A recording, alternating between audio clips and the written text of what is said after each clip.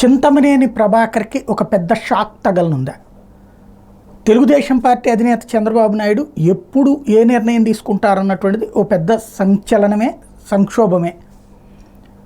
అందులో చిట్ట చివరి నిమిషంలో తీసుకునే నిర్ణయాల్లో ఫ్రమ్ ద బిగినింగ్ సిద్ధహస్తులైన, ఎస్పెషల్లీ ఈ మాట అంటే కోపం కాదు, జరిగే వాస్తవం. ప్రతిసారి కూడా ఈవెన్ నామినేషన్లు అయిపోయాక కూడా పొత్తుల టైంలో మరింత గందరగోళం ఉంటుంది.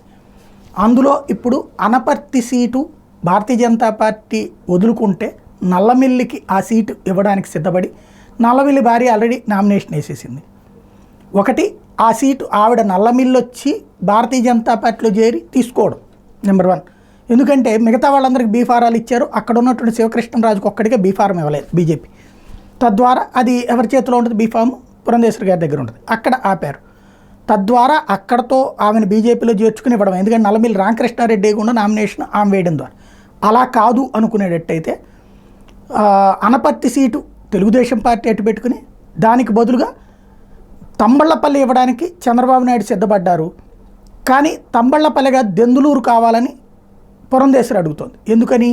తపనా చౌదరికి ఆ సీట్ ఇస్తే తద్వారా తనకి అంటే ఎంపీ సీటు ఆశించినటువంటి ఆయనకి కనీసం ఒక ఎమ్మెల్యే సీట్ ఇస్తే అకామిడేట్ చేసినట్టు అన్నటువంటి ఉద్దేశంతో. అయితే దెందులూరు ఇవ్వాలంటే చింతమనేని ప్రభాకర్ ఆల్రెడీ మంచి వాయిస్ ఉన్నటువంటి వాడు, అతన్ని కన్విన్స్ చేయడానికి ప్రయత్నిస్తున్నారని ఒకటి. అతనికి కాదని, అతనికైతే పని చేయమని ఆల్రెడీ జనసేన వాళ్ళు, టీడీపీ లోకల్ వాళ్ళు చెప్పేశారు కాబట్టి ఆ సీటు తపనా చౌదరి అయితే కరెక్ట్ అని చెప్పి భావించారు. ఆయన్ని పట్టించుకోకుండా ఇస్తారని మరొక వైపు. ఏం జరుగుతుందో చూడాలా.